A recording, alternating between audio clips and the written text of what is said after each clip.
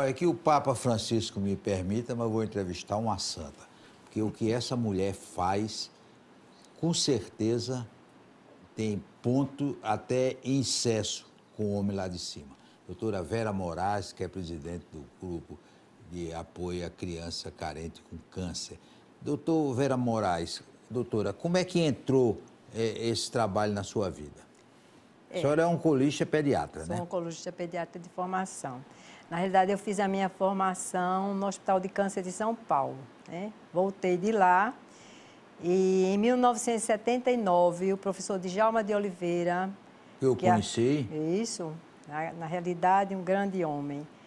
Ele havia implantado um serviço de câncer de adulto no Hospital Oswaldo Cruz e construiu um prédio novo e me convidou para montar o serviço da oncologia pediátrica.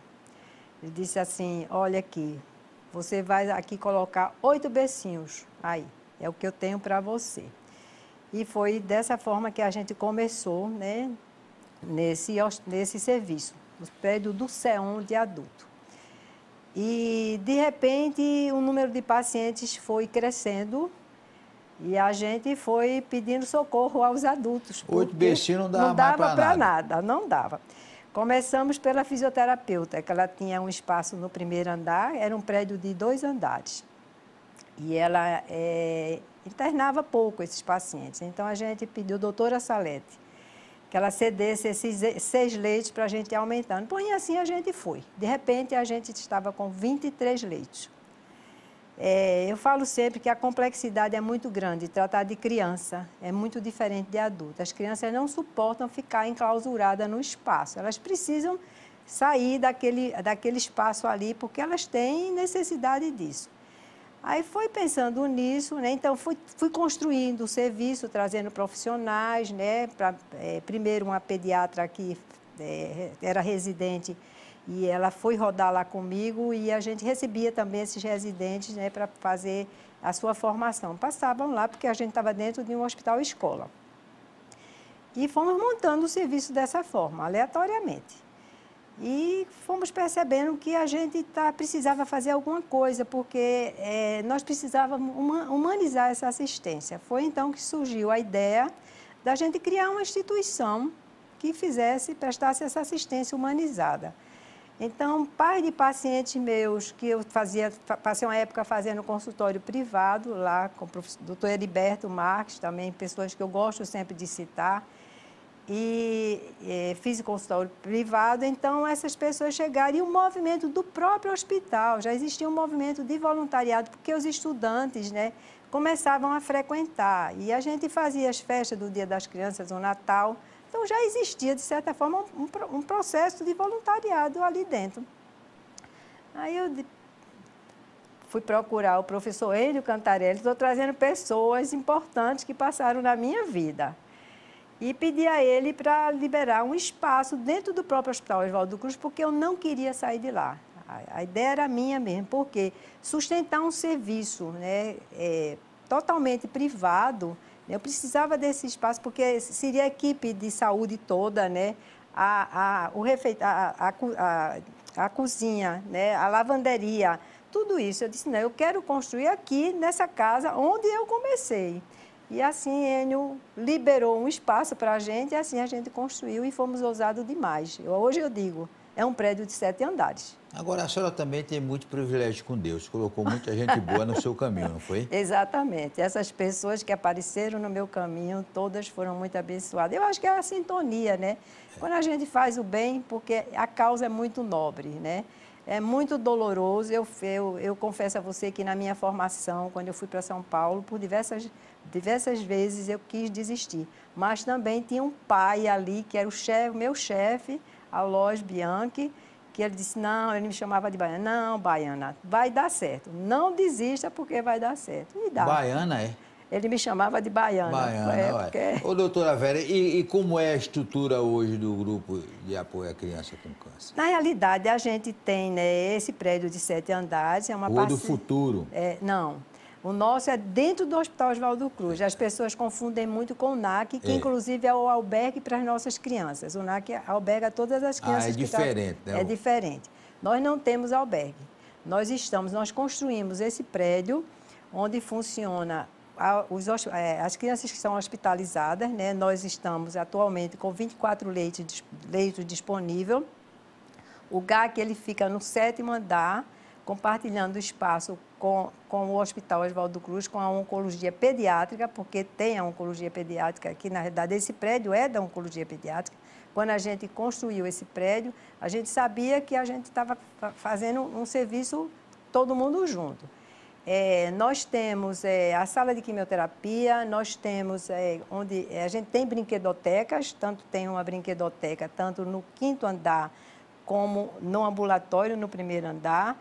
Nós temos, nesse 1º andar, os laboratórios de diagnóstico. Isso também foi um grande gol que nós marcamos, que foi um projeto da Fundação Banco do Brasil, mas também isso veio para o hospital, onde a gente faz o diagnóstico das leucemias, né, e outras patologias também, mas o carro-chefe é a leucemia. Ô, Vera, e o que é a escola hospitalar? Na realidade, nós temos a primeira classe hospitalar do Estado e única, mas para que a gente pudesse disseminar essas classes hospitalares no Estado, foi fundado a escola hospitalar, tá certo? Então, saiu esse decreto esse ano e, com isso, essa classe ela vai poder ser disseminada. Outros serviços que têm também crianças que permanecem muito tempo acamadas, né, hospitalizadas, então elas têm direito a dar continuidade à sua escolarização. Não é uma sala de aula, é uma escola hospitalar, é uma classe hospitalar mesmo. E a escola ela vai servir de matrícula para receber todas essas classes que quiserem começar aqui no estado de Pernambuco.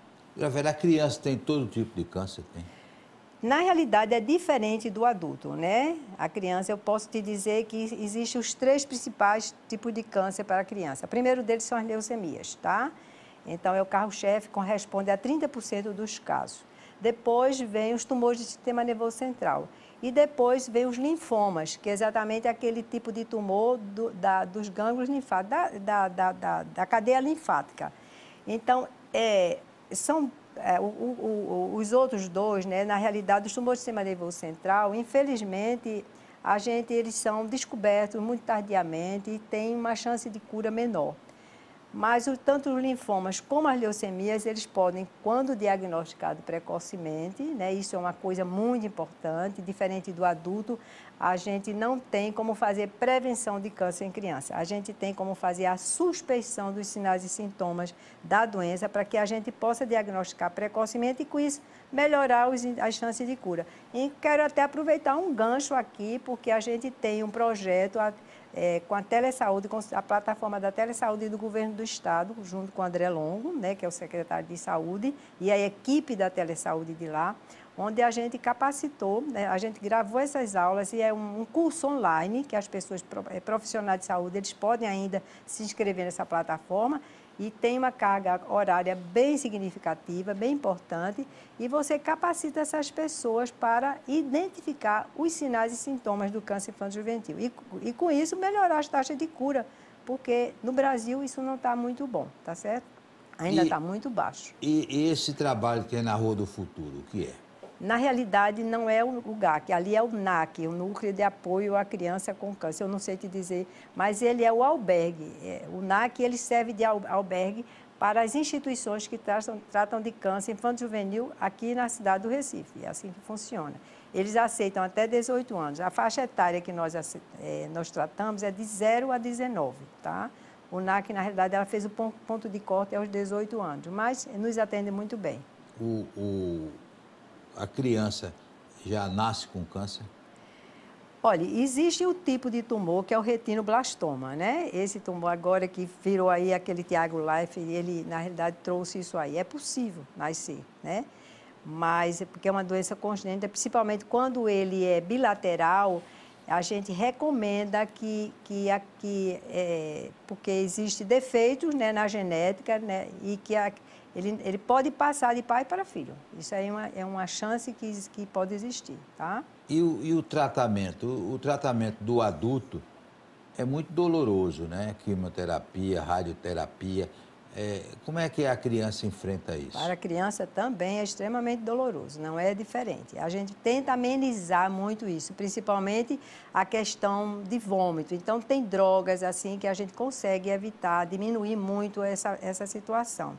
O GAC, às vezes, precisa comprar algumas medicações quando falta no poder público para poder a gente minimizar esses efeitos colaterais, é um deles. Outra coisa também, quando você trata a criança ou qualquer pessoa de câncer, a imunidade vai lá para baixo, né? Então, eles ficam muito sensíveis e podem pegar infecção e aí eles terminam falecendo. E é muito triste quando a gente perde uma criança por infecção, porque quando a gente perde por doença, a gente até aceita, porque sabe que a dificuldade, às vezes a gente já sabe que ali no começo, por exemplo, alguns tumores do sistema nervoso central, a gente pode fazer uma quimioterapia, mas a gente já sabe, dependendo desse tumor, que a gente não vai curar aquela criança. E né? diz aos pais isso? Os pais ficam sabendo. Na realidade, aí já começa, porque uma coisa importante que está crescendo muito é a questão dos cuidados paliativos. Então, a paciente chega, ele já precisa ser acolhido pela equipe multiprofissional para direcionar para essa área, entendeu? Então, é extremamente importante. Depois do intervalo, nós vamos continuar conversando com o doutor Vera Moraes, que é presidente do GAC Pernambuco.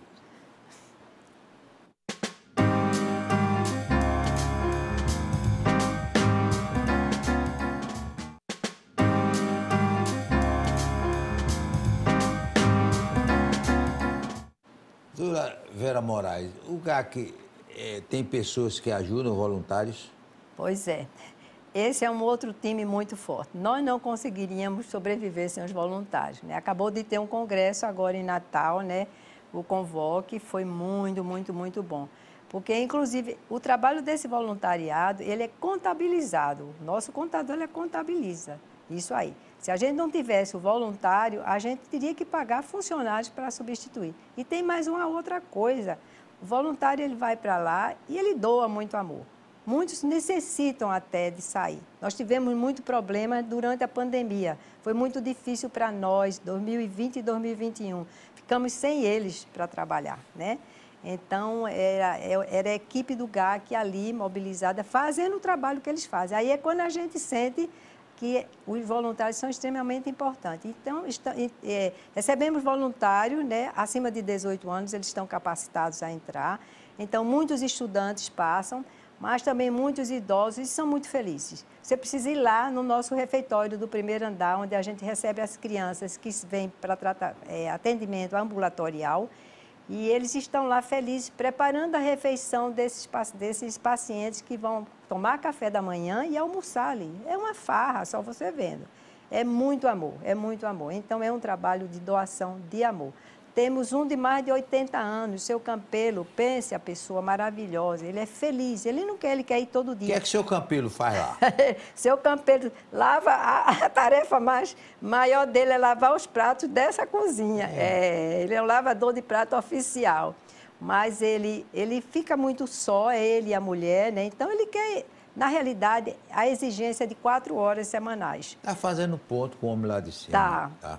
Mas ele é maravilhoso, seu Campelo é respeitadíssimo, já está conosco há muito tempo. E sofreu muito durante a pandemia por não poder estar lá participando disso, na realidade. Porque a Covid matou muitos.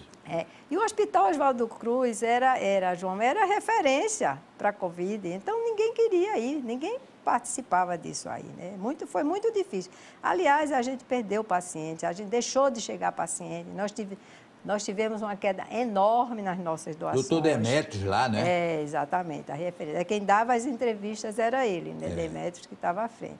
Então, as doações caíram muito, tivemos muita dificuldade. E ainda estamos nessa fase de recuperação, né? Porque nós sobrevivemos de doação, exclusivamente. Como é que as crianças que estão internadas reagem quando um morre? Vocês têm o cuidado de não mostrar eles. Mas muito eles acordam e não encontram o coleguinha, né? É difícil, muito difícil. Primeiro porque são 3 leitos em cada enfermaria. Fica muito difícil de você encobrir isso, né? E eles sofrem também, mas a gente tem uma equipe muito profissional. Nós temos uma psicóloga que ela já prepara até para esse momento que você já sabe, alguns você já sabe que aquela criança já vai partir, ou aquele teve um problema de infecção, rapidamente tem que ser retirado dali para ir para a UTI e não volta mais. Então, a pergunta existe, mas eles entendem, viu? E quais são as principais ações, doutora Vera, que são feitas para diminuir esse sofrimento das crianças? Na realidade, é a brinquedoteca, né? A gente tem a brinquedoteca, né? Como eu falei para vocês, são 2 brinquedotecas, a gente tem 2 brinquedistas que elas fazem isso, mas o voluntário, ele está presente. Nós temos voluntários que levam música para eles, inclusive tem aulas de música. Tem uns palhaços, né? Tem os Doutores da Alegria, temos também um outro grupo que eles também participam. Doutores da Alegria, eles fizeram algumas tarefas, alguns eventos online com eles, mas foi muito difícil. Foi bastante difícil. Agora a gente está retomando, né? Vem retomando com tranquilidade e trazendo isso para eles. Né? Tem acompanhamento religioso? Não, na realidade, nós somos ecumênicos. No passado, a gente fazia a primeira Eucaristia. Tinha um padre ali na capelinha do lado, né? Então, aí algumas voluntárias faziam esse atendimento com essas crianças e a gente fazia, para quem quisesse, né? Não era forçado, a primeira Eucaristia. Mas, na realidade, a gente tem voluntários que a gente sabe que vêm, que são espíritas. No sábado, a gente tem um grupo aí do Peixotinho, o professor Humberto Vasconcelos. Ele teve, inclusive, a semana passada, recebendo uma homenagem nossa. Um grande homem. Ele nunca gostou de chegar perto das crianças. O trabalho dele era com as mães. Ele levava elas para um auditório e fazia a fala dele, com aquela fala mansinho. Né? E a gente tem 2 voluntários de lá do Peixotinho, que vai no sábado, como não tem esse trabalho, na realidade não existe voluntário de uma forma geral, e né, praticamente fica muito parado, então ele leva um café, né, umas quentinhas para os acompanhantes. Então é carne de sol com macaxeira, né, aquilo que elas gostam de comer, com muito carinho e muito amor. E essas crianças comem o quê, doutora? Na realidade, a alimentação delas vem do refeitório de lá, da cozinha de lá do hospital, né? Então, tem uma comida diferenciada. A gente sabe que tem, porque a gente sempre dá um jeitinho. Nós estamos, inclusive, num processo para abrir uma copa. Estamos aí, né, precisamos abrir uma copa no 4º andar, para que a gente possa ter uma copeira 24 horas para ele. Porque, às vezes, a criança, sabe, principalmente criança de uma forma geral, ela, às vezes, não gosta muito de fruta, né? E eles, por eles ter essa situação dos enjoos que a medicação traz, às vezes não quer. Pronto, tem uma melancia, eu não quero comer essa melancia. Você tendo aquela copeira ali naquele espaço da copa, ela vai lá, faz um suco, de repente ele aceita. Precisa ter isso aí. A gente está num processo aí para fazer essa reforma, para que a gente possa ter essa copeira 24 horas. Estamos junto com a nutrição, temos 2 nutricionistas, a chefe da nutrição do hospital é uma pessoa maravilhosa. A gente consegue trazer esse time todo para junto de nós, né? Porque o alvo é a criança e a família, né? E as mães. A gente sempre fala de mãe, porque a maioria são elas que ficam do lado do paciente. Homem não aguenta muita dor, não, né? Mãe homem é frouxo, né? A mulher que é corajosa. Durante a pandemia, João, foi muito difícil. Eu fiquei ausente também, né? E como eu sou idosa, o governador me botou em casa, mas, na realidade, elas ficaram sem poder trocar de acompanhante trocar de acompanhante e permanecendo lá o tempo inteiro, e sem receber visita, veja.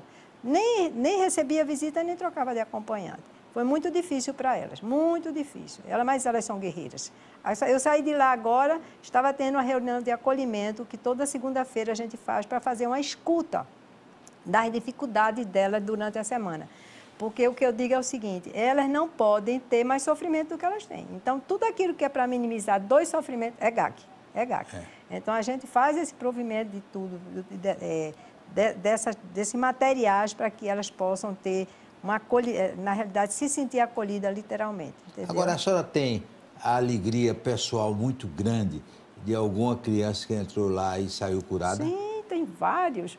Olha, eu comecei assistindo essas crianças, né? Na realidade, eu atendia só, depois fui montando a minha equipe. E como eu disse a você, durante a minha formação lá em São Paulo, por diversas vezes eu quis desistir porque morriam muitos. Na realidade, a chance de cura era de 20% naquela época. Mas aí consegui sobreviver aí. Aí vim para montar um serviço sozinha, né?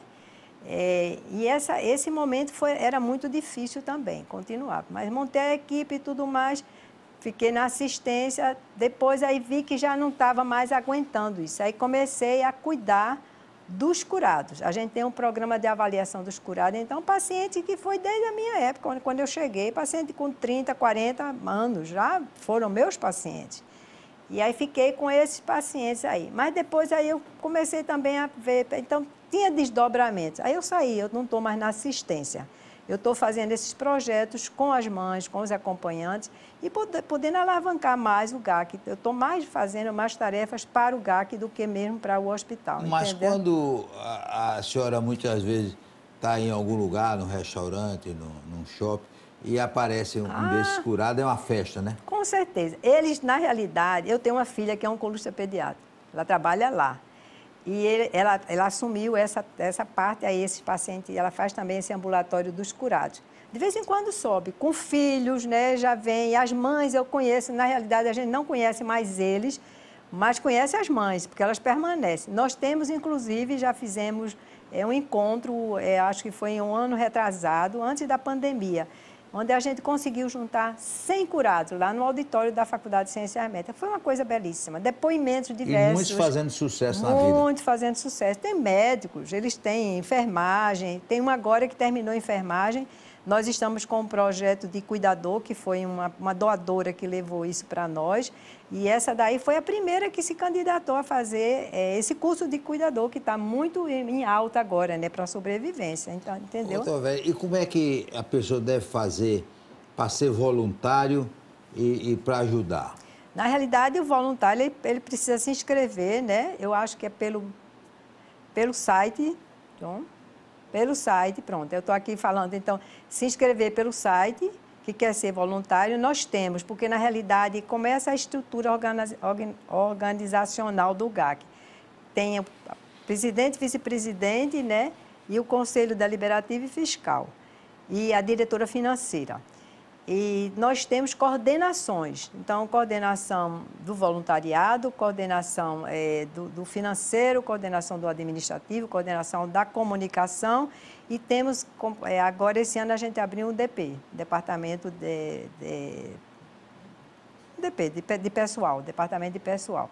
Então, a estrutura do GAC é essa. Mas tudo você pode falar através do site, viu? Então, precisamos de voluntários. Vou dizer a vocês que a gente continua precisando. Se você quiser se inscrever, será uma... com certeza vocês vão adorar. De que idade a que idade? Até acima de 18 anos.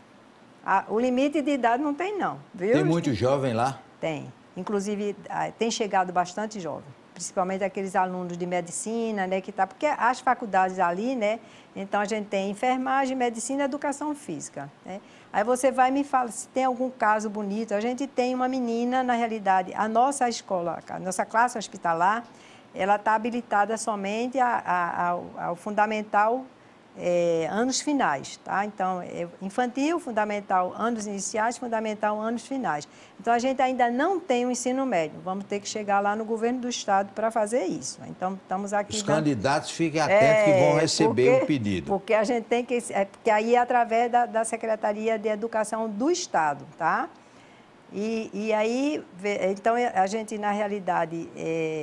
isso aí é uma coisa importante para eles. Sim, aí eu ia contar a história dessa menina, Larissa. Ela foi uma menina que ela teve um câncer, um sarcoma, né, das partes moles, e ela estava com 16 anos e, junto com a mãe, ela conseguiu terminar o ensino médio, dar continuidade à escolarização. Importantíssimo isso, a gente sempre diz para eles, é muito importante ter educação na linha de frente. Então, por isso que a gente luta por essa classe. Essa menina fez vestibular para educação física na UPE, passou, está fazendo mestrado. É uma guerreira, é uma guerreira. Então, são essas coisas, esses cases de sucesso que a gente tem. Nós queremos agradecer, doutora. Eu quero dizer que essa entrevista foi uma coisa que me trouxe muita felicidade, mas muita felicidade, porque eu sei que esse trabalho que essa doutora faz é fantástico. Como eu já disse, o Papa Francisco me permite, eu entrevistei uma santa. Forte abraço e até amanhã, se Deus quiser.